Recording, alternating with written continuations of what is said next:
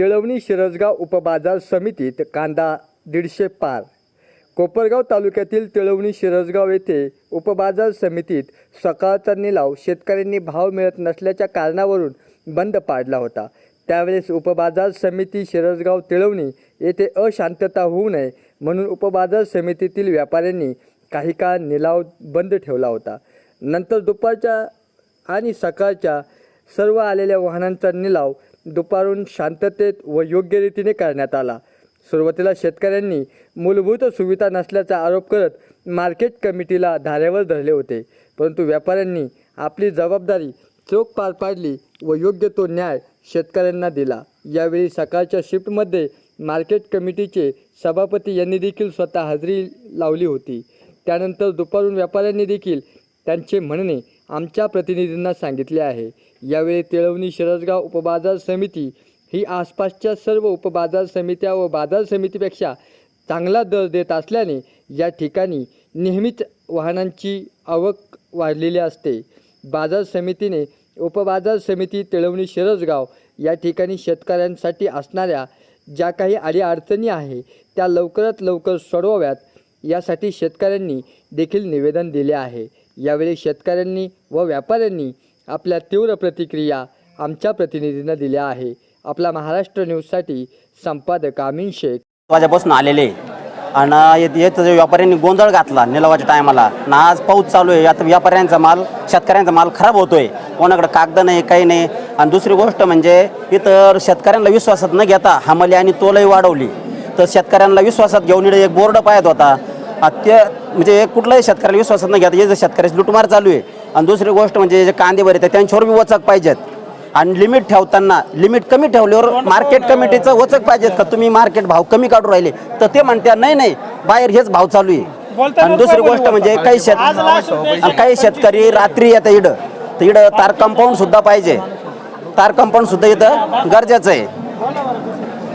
या शेतकऱ्याला विट्टी धरून अजूनपर्यंत आलेलं नाही बिगर भाकरी शेतकरी। आणि इथं लिमिट जे राहतं का चांगला माल आणि साधारण माल दोन्हीचं एकच राहतं आणि काय पद्धती तोंड पाहून माल जास्त घेण्यात येतो, त्याच्यामुळे इतर जे शेतकरी का हे थोडे त्रस्त झालेले आहे मार्केट। त्यामुळे आमचं असं म्हणणं आहे का हे जेपर्यंत आमचं योग्य असं याचा तर निर्णय निघत नाही तर आम्ही त्यापर्यंत मार्केट चालू होणार अशी आमची सर्व शेतकऱ्यांची विनंती आहे। प्रक्रिया अशी आहे की आज सकाळी मी मार्केटमध्ये आलो, काल मार्केट हे व्यापाऱ्यांनी खूप असं कमी भावामध्ये माल गुंडाळायचा प्रोग्राम केला आणि आज सकाळी बरेच शेतकरी जमा झाले आणि भाव कमी घेते, कांद्याचे भाव कमी घेते म्हणून शेतकऱ्यांनी एकत्र येऊन निलाव बंद केला। तर तो बंद निलाव केल्याच्या नंतर कुठंतरी ते सभापती वगैरे म्हटले का आपण सुधरून घेऊ आणि चालू करू, तर हो सभापती आले होते।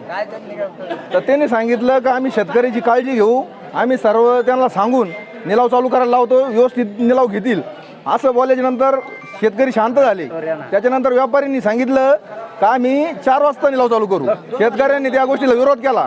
शेतकरी सरळ म्हटले तुम्हाला जर आत्ता चालू करायला तर करा, तुमची मनमानी आम्ही ऐकून घेणार नाही व्यापाऱ्यांची।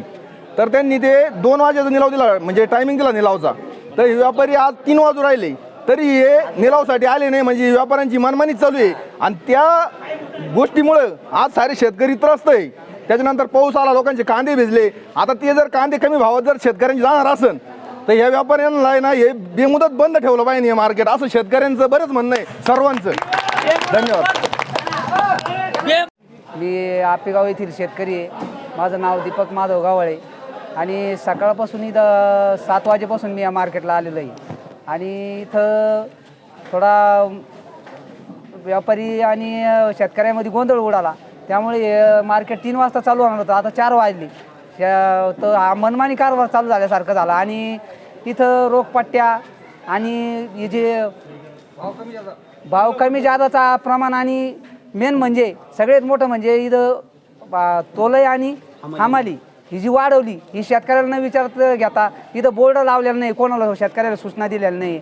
तर याच्यावर आळा बसावा आणि सभापती साहेबांनी याच्यावर लक्ष घालून याच्यावर काहीतरी ठोस निर्णय घ्यावा। आणि हे मार्केट माझा असा म्हणणं आहे, सगळ्या शेतकऱ्याचं म्हणणं आहे, शेतकऱ्यांनी वर हात माझ्या मतात सहमत असले तर वर हात करावा की हे मार्केट बेमुदत बंद राहावा, याच्याकरता शेतकऱ्यांना वर हात करावा। व्यापाऱ्यांच्या मनमानीमुळे व्यापाऱ्यांच्या मनमानीमुळे मार्केट बंद राहिलं पाहिजे. काही शेतकऱ्यांनी सांगितले की बाबा मार्केट बंद झालं होतं. काही मूलभूत सुविधांच्या बाबतीत त्यांचा प्रश्न होता. काही व्यापाऱ्यांबाबत त्यांचे काही म्हणणं होतं. नेमकी मार्केट नेमकी बंद होतं की काय, कशामुळं बंद झालेलं होतं सकाळचं मार्केट, आणि आजची आवक प्लस आजचा निघालेला भाव हा कशा पद्धतीने आपल्या शिरसगाव टिळवणी उपबाजार समितीमध्ये निघालेला त्याची माहिती थोडक्यात द्या. साधारण सकाळी लिलाव चालू झाल्याच्या नंतर आम्ही 100 साधनांचा लिलाव केला. लिलाव कुठल्याही प्रकारचा कमी भाव निघत नव्हते, काही निघत नव्हतं. पण स्थानिक काही शेतकरी होते, त्यांनी सांगितलं का लिलाव बंद करा, आणि नंतर खूप गर्दी जमून त्यांनी मार्केट बंद केलं. आम्ही मार्केटमध्ये जास्त वादविवाद अशा काही गोष्टी घडू नये म्हणून आम्ही सकाळचा लिलाव हा बंद केला आणि इथून निघून गेलो. आणि नंतर असं ठरवलं का दोन्ही वेळचे लिलाव एकाच वेळेस करू, आणि लिलाव करायला शेतकऱ्यांना नकार दिला, तर दोन्ही वेळचे लिलाव एकाच वेळेस करू. शेतकरी सगळे बाहेरून आलेले होते, त्याच्यामुळं आम्ही तो लिलाव 3:30ला करायचा ठरवला. पावसामुळे कोणाची हेळसांड नको व्हायला, कोणाला त्रास व्हायला नको, या पद्धतीनं आम्ही तो लिलाव 3:30ला करण्याचं ठरवलं. काही गोष्टीमध्ये मूलभूत सुविधांचा अभाव असेलही, त्या बाबतीत आमचे व्यापारी संचालक आहे आणि सभापती आहे, उपसभापती आहे, संचालक मंडळ आहे, यांच्याकडे वारंवार आम्ही या मागण्या मांडतच असतो. काही या बाबतीत तुम्ही लक्ष घाला. आमचं ग्रामीण भागातलं मार्केट आहे, त्यामुळे इथं लक्ष घाला आणि तुम्ही मूलभूत सुविधांचा ते करा. साधारण काही काँक्रिटीकरण झालेलं आहे, काही काँक्रिटीकरणाचा प्रस्ताव आपण महासंघाकडं पेंडिंग आहे, तो थोड्या दिवसात तो पण येणारच आहे. अशा मूलभूत सुविधा झाल्यावर शेतकऱ्यांचे हाल थोडेसे कमी होतील. आणि राहिला भाग बाजारभावाचा. बाजारभाव साधारण 500 ते 1600 रुपये मार्केट निघालेलं आहे. म्हणजे सरासरी 14-15 मार्केट हे निघालेले. चांगले जे माल आहे ते 14 ते 16 रुपये विकलेले.